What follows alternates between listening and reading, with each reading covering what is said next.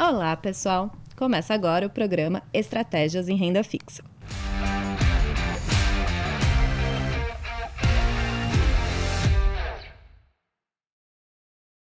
Eu sou Marcele Gutierrez e aqui comigo, a nossa mesa aí de todos os meses, Álvaro Frasson, que é estrategista macro aqui do BTG. E aí, Marcele, tudo bem? Obrigado pelo convite mais uma vez. Vamos lá. E Frederico Cury, que é analista de renda fixa e crédito privado aqui do BTG. Bom dia, Marcele, tudo bem? Bom dia, vamos lá? Sim. Então vamos entender, né? A gente até estava falando antes, o timing foi bom para a gente gravar esse programa, né? Já teve decisão do Copom, teve a ata do Copom com os detalhes. Então, Álvaro, eu queria entender aí com você, né? Para relembrar. O Copom, ele anunciou o corte da Selic para 10,50% ao ano, um corte menor do que na reunião anterior, e houve ali aquela divergência entre os membros. E aí, na terça-feira, agora, dia 14, veio a ata do Copom com mais detalhes. O que você viu ali, o que pode destacar? Então, assim, do nosso último podcast para cá, muita coisa aconteceu, né? Um cenário bem volátil. E aí, de novo, assim, o Copom, ele trouxe uma decisão que foi divergente do que o último Copom trouxe como forward guidance, que era um corte de 50 para maio. Mas no meio do caminho tiveram eventos, basicamente um estresse do cenário externo e piores indicadores do lado doméstico, que fizeram o presidente do Banco Central, o Roberto Campos Neto, num evento do FMI, fazer um discurso, digamos assim, mais duro em relação à trajetória da inflação e abrindo quatro cenários para a possível trajetória da política monetária neste ambiente de elevada incerteza. A consequência disso foi uma leitura do mercado de que quando você dá 4 cenários, você não tem como dar guidance. Então, o mercado interpretou que o Roberto Campos se desamarrou do forward guidance entre uma reunião e outra. Se ele se desamarrou, não foi para continuar a dar 50 em maio. Dito isso, o mercado ficou com a grande impressão de que o Banco Central iria cortar 25. Quais eram as dúvidas?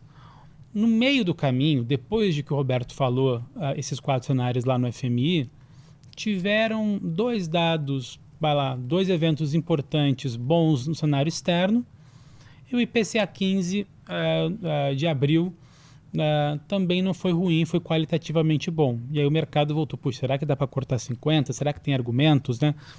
Quando o Roberto Campos deu aquele discurso no FMI, o câmbio chegou a bater quase 5,30. Depois ele voltou para 5,10. Assim, tinham argumentos técnicos para acreditar que o Banco Central poderia ainda cortar 50. Mas o fato é que o Banco Central se desamarrou, o Roberto desamarrou o forward guidance no meio do caminho. E aí tinha, então, 2 perguntas. Se vai ser 25 ou 50? E se vier 25, como é que vem a votação? Né? Porque a gente sabe que tem diretores com cabeças diferentes para a condução da política monetária. E aí o mercado ficou pensando o seguinte, bom, se vier 25, pode ser um 6-3 ou um 5-4. Por que 6-3? Porque o Gabriel Galípolo, pode ser o diretor divergente e ele poderia ter uma influência em relação a outros 2 diretores, o Ailton de Aquino e o Rodrigo Teixeira. Né? E esses 3 diretores são diretores que foram indicados pelo atual governo para o Banco Central. Então o mercado tinha a intenção, olha, deve ser um 25 com 6-3.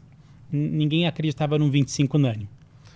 A dúvida principal do mercado era o seguinte, será que o 4º diretor indicado por esse governo, o Paulo Piketty, que é diretor de assuntos internacionais, professor da Fundação Getúlio Vargas, será que ele vai votar 25 ou 50? E o mercado ficou nessa dúvida. Quando veio a decisão, o Paulo Piketty votou por 50. E aí ficou 5-4 no placar. E aí o mercado interpretou essa decisão como uma decisão de perda de credibilidade de um potencial Banco Central que pode acontecer no próximo ano. Né? Porque os 4 diretores votaram por um corte de 50 e o Paulo Piketty, que seria talvez ali o diretor com mais experiência em política monetária, dado que ele é um professor com larga experiência e de alta credibilidade, ele poderia dar 25, votou 50. Então, assim, poxa, será que esses diretores eles já não estão dando uma sinalização do que pode ser o próximo Banco Central? Aí o que aconteceu? A curva de juros abriu no dia posterior à decisão. E aí o mercado ficou, bom, vamos esperar a ata para saber o que com mais detalhes essa decisão. Né? Bom, e aí chegamos aqui né, a gente está gravando o podcast aqui na terça-feira, acabou de sair a ata. O que a ata disse dentre um monte de coisa? No parágrafo 18 da ata, é o parágrafo que a ata usou para explicar a divergência ou os motivos que levaram os diretores a votar 50. O principal motivo entre eles foi o seguinte, olha, a gente ficou na dúvida se o cenário ele mudou tanto assim para não cortar 50 e qual é o custo da credibilidade do Banco Central em se desamarrar de um guidance no meio do caminho, né? Ou, melhor dizendo, não ter cumprido o guidance que você falou lá em março. O pessoal que votou 25 e os motivos deles estão no parágrafo 17, no parágrafo anterior, eles falaram o seguinte, olha, não tem esse custo porque o nosso forward guidance, ele sempre foi um forward guidance condicional. Olha, eu vou cortar 50 se mantiver o atual cenário prospectivo, cenário internacional doméstico que eu estou vendo. Então, para o grupo mais ROC, não teria custo porque esse forward guidance era condicionante. Como o cenário deteriorou, então poderia cortar menos, ou poderia se alterar no meio do caminho. O problema dessa história, não ficou muito claro se a divergência é só sobre esse ponto ou sobre todo o ciclo. E por que isso? Porque na última linha do parágrafo 18, tem a seguinte frase da ata do Copom. Por fim, tal grupo, e quando ele fala tal grupo, é o grupo que votou 50, enfatizou a necessidade de flexibilidade das decisões nas próximas reuniões a partir de junho. Né? E o que nos diz esse trecho? Que quem está querendo a flexibilidade nas decisões a partir de junho é o tal grupo, e não o comitê de forma unânime. Então, o que me deu a interpretação na ata de hoje? O grupo mais Dove, que votou 50, ele falou o seguinte, olha, eu acho que tem que ter uma flexibilidade para as próximas decisões, então não precisa de forward guidance mesmo, porque o cenário está mais incerto. Mas quando você está querendo mais flexibilidade, é porque você está querendo olhar mais dados, né? Aquela história do data dependency. Então você olha o mercado de trabalho, você olha os dados de inflação, você olha os dados de atividade econômica, você olha o câmbio, você olha como é que vai se comportar os dados do cenário externo, que tem um impacto indireto nos nossos dados aqui dentro. Para o grupo mais ROC, eles não comentam de flexibilidade. E tanto no comunicado quanto na ata, eles dizem o seguinte, olha, temos um firme compromisso com especial ênfase de convergência da expectativa de inflação à meta. Não é em torno das metas ou as metas, é a meta. Então, o que me pareceu? O grupo mais Dove está querendo flexibilidade para olhar uma série de dados. O grupo mais ROC, ele não quer flexibilidade e ele está olhando apenas um dado, expectativa de inflação. A expectativa de inflação até o próximo Copom, ele vai reancorar? Não precisa ser para 3, mas a trajetória será de reancoragem, ele vai para dos atuais 3,60, 3,70 para 3,50, 3,40?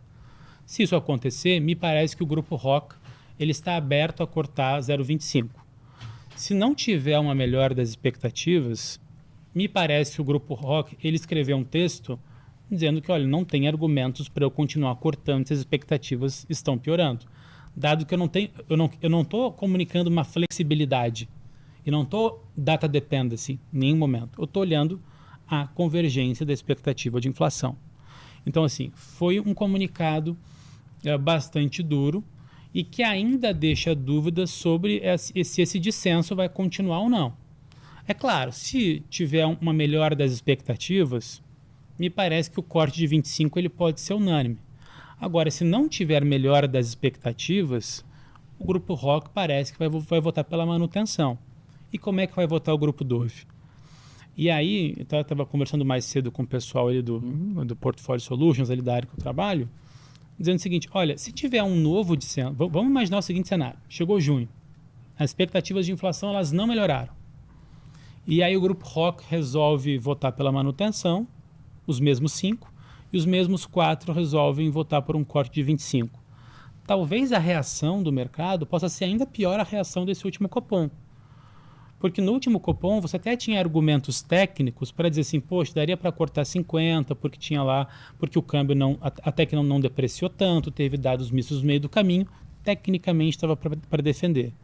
Mas se a partir de agora, com esta comunicação mais dura, a expectativa de inflação continuar piorando e esse grupo Dove quiser cortar juro, pode soar ainda pior para o mercado. Então, assim, eu acho que no fim do dia, o nosso cenário para a trajetória de juros, ele ficou muito mais conservador. Se há 2 meses atrás, quem pegar aqui no histórico do podcast aqui, vai ver que há 2, 3 meses atrás a gente estava, olha, a gente acha que é 9,50, de repente é 9,75, mas se for 9,25 não me surpreende, né? A gente estava nesse range. Hoje me parece que o 10% de Selic para o final do ano é um cenário otimista. Então, assim, hoje a gente está em revisão desse número. O nosso atual número continua em 10, mas é um 10 com viés altista.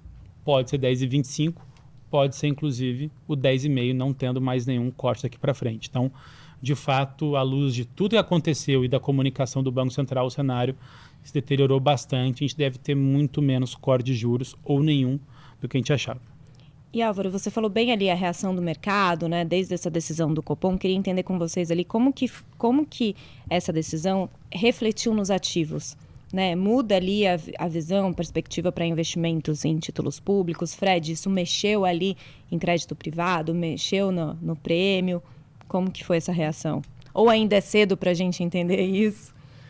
Aqui do lado de crédito a gente não viu qualquer tipo de retração em termos de demanda, ou até mesmo, seguindo essa linha que o Álvaro falou, de mais abertura da curva, né? Porque, bem ou mal, apesar de ter sido uma notícia mais assim, sensível para o mercado, com o formato de decisão que foi feito esse Copom, a gente ainda no lado de crédito ainda vive aquele movimento, vamos assim, mais desconexo de oferta e demanda de ativos de crédito privado. Se quiser até posso já pegar um gancho aqui e explicar um pouco que na verdade foi o contrário, não abriu, continuou fechando a curva dos prêmios de crédito, principalmente dos ativos tanto indexados à inflação como também ao CDI. Só que agora a gente vê, vamos dizer assim, um piso técnico se aproximando, né? A gente não vê mais aqueles tombos mês a mês de 10, 15 bips. Né? Então a gente viu um fechamento de coisa de 50, 60 bips desde o início do ano e agora parece que esse fechamento está ficando muito mais tranquilo, né? Não está tendo mais fechamentos mais abruptos.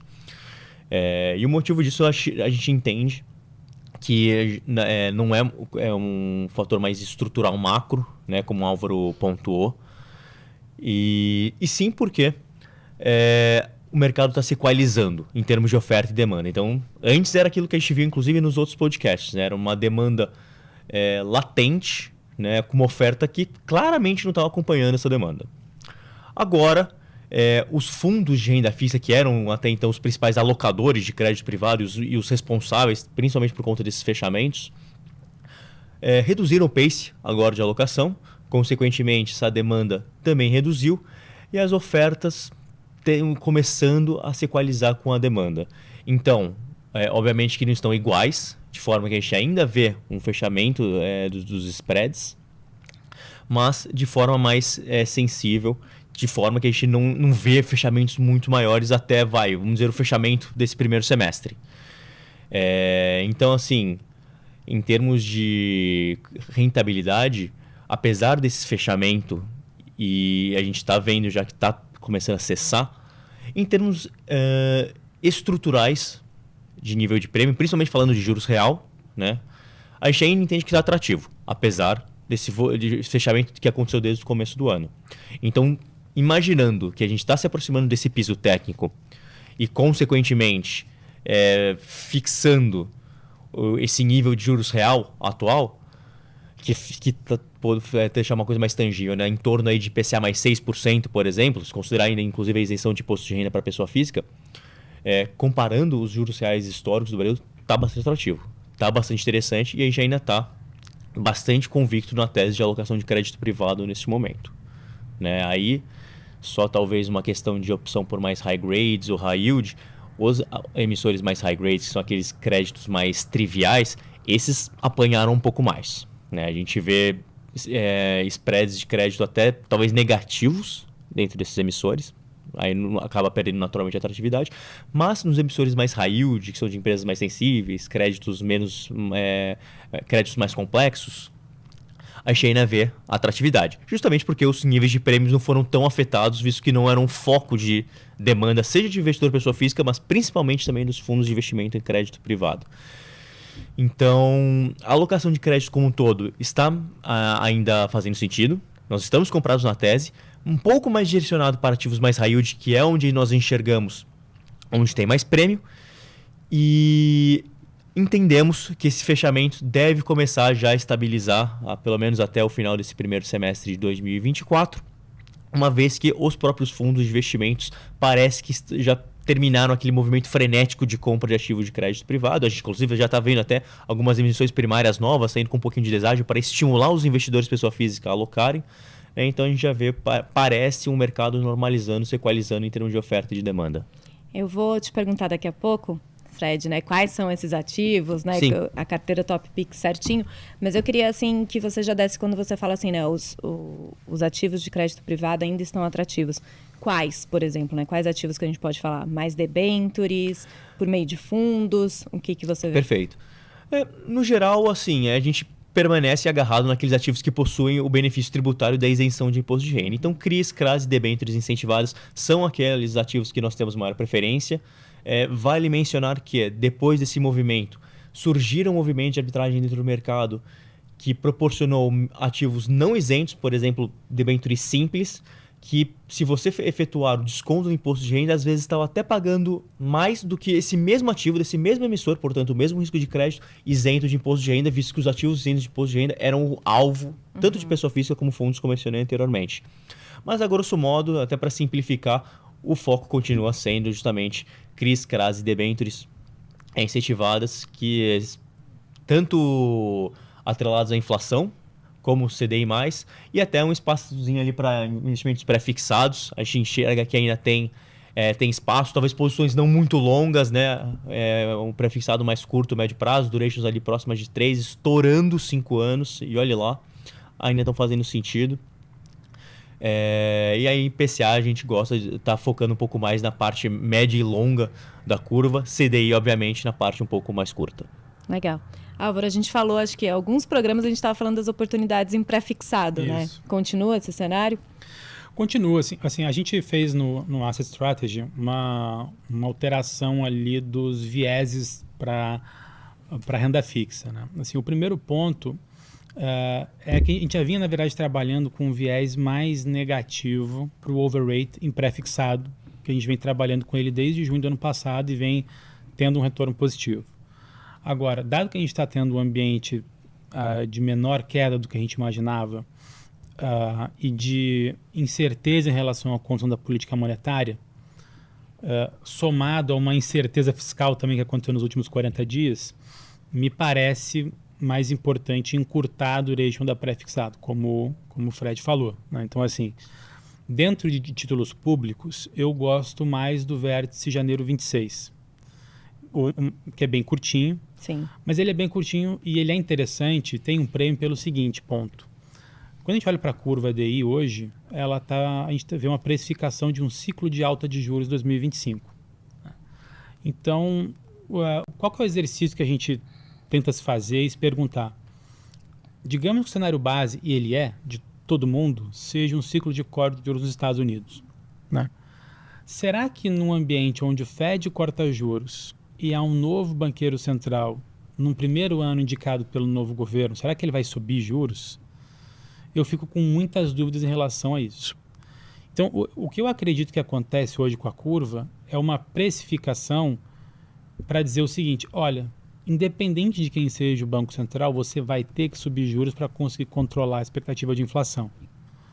Pode ser, mas uma coisa é a precificação, outra coisa é a execução do Banco Central. E eu acho que o Banco Central ele vai cortar mais os juros do que o mercado está precificando. Não acho que vai ter um ciclo de alta, acho que vai ter, no mínimo, um ciclo de manutenção e talvez cortes ao longo do próximo ano. Dito isso, quando você fica aplicado no janeiro 26, você está apostando nessa divergência da precificação da política monetária na curva do que efetivamente o Banco Central fará no ano que vem. Então, acho esse um vértice interessante. A partir daí, você está ficando exposto a mais temas. Então, por exemplo, no janeiro 27, você está exposto, além da pauta de política monetária, também a uma pauta de eleição de outubro 26. Eu prefiro ficar fora desse debate por enquanto, em título público. Na crédito privado antes, né? é outra coisa, então pega antes. Dali para frente, você está exposto a mais, além de política monetária, além de eleição, a uma política fiscal e estrutural. Assim, quando você vai alongando o empréstimo, você vai se expondo a temas que talvez seja mais difícil capturar nesse momento. Então, eu prefiro ficar fora. Em relação à inflação, como o Fred falou, a gente gosta de uma duration mais longa. Então, a gente trabalha hoje com 7 anos e meio de duration. A gente reduziu um pouquinho do que era antes, que era de 9 anos. A gente foi para 7,5 porque nos últimos 30, 40 dias, a parte curta da curva, ela abriu muito, da curva real. Então, ela está muito plana e todos os vértices trabalham aí acima de 6,2 das NTN-Bs, IPCA+. Então, assim, me parece que vale fazer sentido você espalhar a sua alocação ao longo da curva de juro real, mas tentando calibrar para você ter um vértice ali que dê uma duration de 7,5. Então, parece fazer sentido.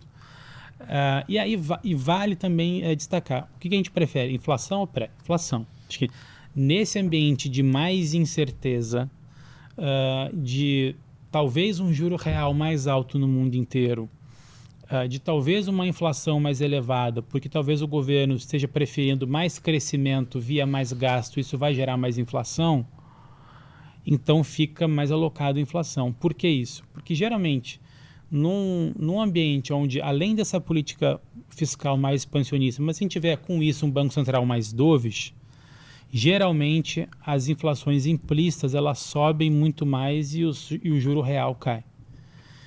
Hoje está equilibrado, mas se a gente tiver certo, a gente acha que a implícita vai continuar subindo e o juro real vai continuar caindo no vértice curto.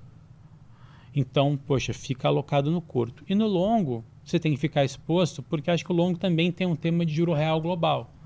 Hoje, o juro real de 10 anos nos Estados Unidos é 2,1, 2,2. Eu não tenho muita dúvida que quando o Fed começar a cortar e passar alguns meses depois do primeiro corte, vai ficar claro que o juro real americano de longo prazo não é 2 ou 2,1, é 1,5, 1,6, enfim. Eu acho que só isso vai ajudar a ter um fechamento dos vértices longos dos mercados emergentes e o Brasil não vai ser diferente. Assim, no juro real, espalha na curva, com uma duration de 7 anos e meio. Para o CDI, a gente está 2 knots underweight, mas com um viés mais positivo, querendo ficar um pouco mais alocado. Por que isso? Porque se a Selic ela vai ficar mais alta do que a gente imaginava, nos parece que o CDI real também daqui para frente vai ser mais alto nos próximos anos. Quando a gente faz um gráfico de como é que foi o comportamento do CDI real de 2007 até 2026, pegando 24, 25, 26 as estimativas de hoje, do que é o CDI na curva, o que é o focus na inflação e um menos o outro, a média de CDI real dos próximos 3 anos é em torno de 6%. Dá o IPCA+, sem vol. Né? Então, assim, acho que vale a pena a gente começar a olhar com mais atenção em imposto fixado. Assim, o ambiente em geral, ele é bastante incerto, então o que a gente fez nas carteiras foi tentar reduzir um pouco da volatilidade. Acho que esse é o principal ponto. Por isso o encurtamento das durations, por isso um pouquinho mais imposto fixado. O que a gente ainda não fez, mas a gente pode fazer, mas que vai demandar mais dados e mais informações, é entender se há uma mudança estrutural nas carteiras. Porque tudo que a gente falou aqui é movimento tático. Olha, Sim. fica um pouquinho, encurta um pouquinho mais duration, fica um pouco mais imposto. Isso é tático. Agora, se a gente tiver mais clareza que o juro real no mundo realmente é muito mais alto por mais tempo, que a inflação no Brasil vai ser mais elevada por mais tempo, talvez isso implique em mudanças estruturais, que pode acontecer e a gente já comunicou isso no Asset Strategy. Olha, a gente está debatendo sobre esse tema, mas por enquanto a gente não chega numa conclusão, vamos fazer movimentos mais táticos para reduzir a volatilidade na carteira de renda fixa. Legal. E, Fred, queria antes da gente partir ali para as top picks, teve um evento corporativo no fim de abril, né? A gente viu ali a recuperação extrajudicial da Casas Sim. Bahia. Isso afetou alguma coisa no mercado de crédito, como a gente viu em outros eventos, né? Caso Americanas, Light. Como que foi esse da Casas Bahia? Acho que é um ponto muito interessante, doutor Marcelo, porque se a gente usar o passado como referência, eu entendi que poderia acontecer um movimento de mesma magnitude. E a gente vê o que a gente viu no começo de 2023, que foi aquela abertura dos spreads, né, que deixou totalmente o mercado bagunçado em termos de precificação. E agora, se você olhar após essa notícia e o próprio processo de recuperação extrajudicial da Casas Bahia, a gente viu que não mudou praticamente nada. Ou seja, os spreads continuaram fechando, não teve qualquer tipo de sinal de abertura. E a gente entende que dois fatores são atrelados a essa, vamos dizer assim, manutenção da normalidade.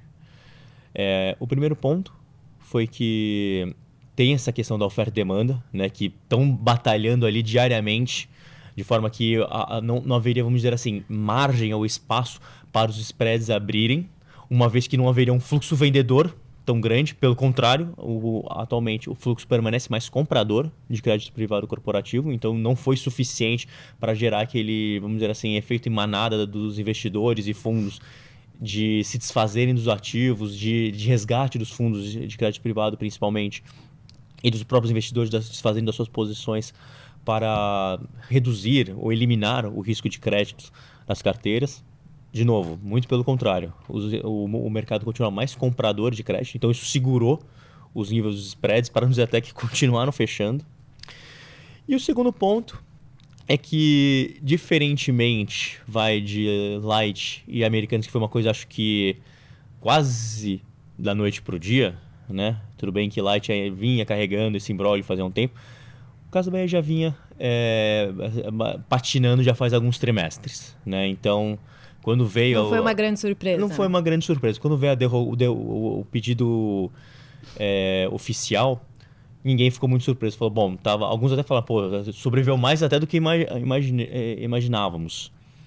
E além dessa expectativa que isso poderia já acontecer em algum momento, o formato não foi via RJ, e sim via RE, né? A recuperação extrajudicial, que é diferentemente da recuperação judicial tradicional, ela é muito menos custosa, um processo muito menos moroso, muito mais veloz, muito mais, assim, menos complexa, menos burocrática, e geralmente até acontece de forma mais rápida, muito mais célere. E no caso, especificamente desse plano criado pelas Casas Bahia, ele já nasce aprovado por conta justamente do quórum maior que ele tem, principalmente foi formado por instituições financeiras que, justamente por ser uma RE, já havia negociado em paralelo com a companhia para aprovar esse plano. Então, todo aquele imbróglio que tem de discussão de traz proposta na mesa, reprova, cria nova proposta, será que vai ser aprovado ou não? A Casas Bahia já eliminou. Ela é um plano que já nasce aprovado. Ele já nasce já com todo o direcionamento, com uma nova estrutura de pagamento de dívida, que inclusive melhorou muito o perfil da dívida da empresa, né? Ela ficou com muito mais folga de fluxo de caixa até 2027. Se eu não me engano, ela teria pagamentos na ordem de coisa de quase 5 bilhões e vai agora só reduzir para cerca de 500 milhões de reais. Então ela vai ter uma sobra de caixa para poder utilizar em outros investimentos, na melhora da eficiência operacional das lojas atuais, o que deve refletir, espera-se, né? Que ela consiga converter isso em uma maior geração de caixa lá na frente, e aí pagamento dessa dívida que ela empurrou toda para frente. Conseguiu reduzir o custo da dívida também. Então, o cenário, por hora, ficou muito mais sustentável para a empresa, ficou melhor, né? Agora resta a empresa fazer o dever de casa e conseguir executar isso da melhor forma. Mas o ponto é que o plano já nasceu pronto, já nasceu aprovado, não teve discussão. Né? Então, basicamente, o plano ela falou, gente, o plano é esse, não tem discussão, isso vai ser executado, agora é só esperar os cronogramas normais, esses totalmente padronizados dentro do processo de recuperação extrajudicial, e deixar agora eu fazer minha parte, eu trabalhar aqui para, de novo, fazer bom uso dessa minha sobra de caixa, que deve começar a melhorar a partir de agora, que ela vai ter esse empurrão de dívidas e inclusive pagamentos de juros pela frente. E vai seguir agora a vida normal. Acho que por conta disso também o mercado enxergou, não viu margem ali para algum tipo de barata voa para conseguir manter a calma e, consequentemente, manter esse fluxo mais comprador no mercado. Legal. Bom, para encerrar então o Estratégias, quais foram as mudanças da Top Picks em maio? Sem grandes mudanças, tivemos somente a saída de Equatorial Goiás e de Original Holding.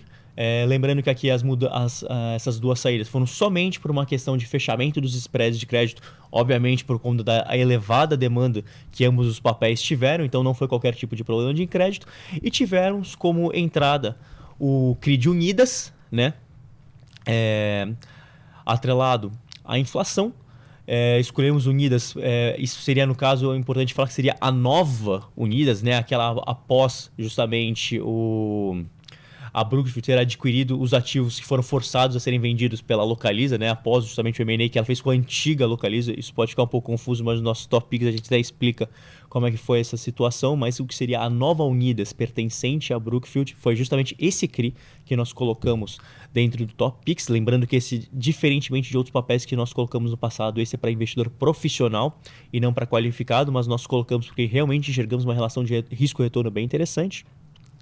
E vai lembrar que, além desse papel contar confiança da holding Unidas, vamos lembrar que ela é uma das empresas líderes ali dentro do setor, junto com a nova Localiza, com a outra parte da Unidas e também a Movida. É uma empresa que tem uma diversificação geográfica muito forte, tem um modelo com bastante escalabilidade e economias de custos justamente por conta desse formato de aquisição agressiva e expansão da sua frota de veículos, e tem uma posição de caixa confortável para pagamento das dívidas, até inclusive até 2025. Por esses fatores a gente gosta do papel e colocou ele no Top Picks. No caso de Cogna, que foi justamente a opção na parte de CDI, a gente sabe que a empresa é atualmente a líder dentro do setor. Ela tem um modelo também de eficiência de custos, principalmente em termos de seleção de profissionais para dar as aulas no modelo IAD e ao mesmo tempo presencial. Ela consegue ter ganhos de eficiência nesse formato.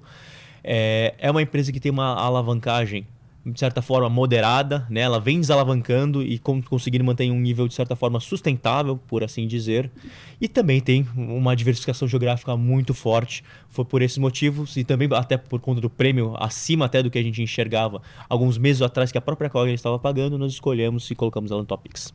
Legal. Bom, muito obrigada, Fred. Até junho, a gente volta. Obrigada, Álvaro. Valeu, Marcelo. Valeu, Fred. Obrigado mais uma vez. Então é isso, gente. Mais um programa Estratégias em Renda Fixa no ar. Como já falei, mês que vem a gente está de volta aí para dar todo o cenário de renda fixa, de crédito privado, macro. Como o Álvaro falou aí, vai ser importante para a gente entender o que muda até lá. Então siga ali o canal do BTG Pactual no YouTube, do Estratégias em Renda Fixa no Spotify. Até a próxima.